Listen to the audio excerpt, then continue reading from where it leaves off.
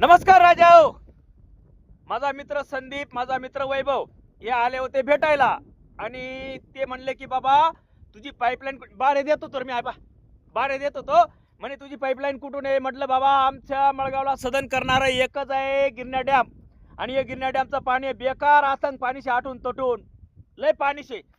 अरे म्हणजे हाई निसर्गनी पुण्याशे. निसर्ग स्वतःसाठी काहीच ठेवत नाही.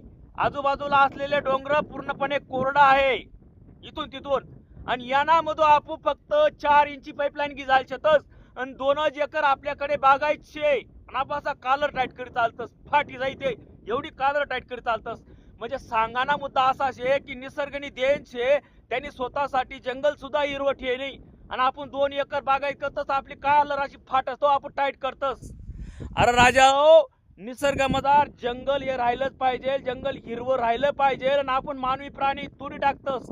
म्हणजे एक सांगस मी तुमले, देवा संघ वाकडं म्हणजे डायरेक्ट मसनात लाकडं. सोपं नाही भाऊ.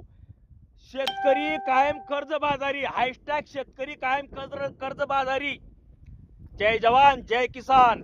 गर्व करू नका दादा हो, गर्व डायरेक्ट जिरीदास बका. सोपं नाही भाऊ. हा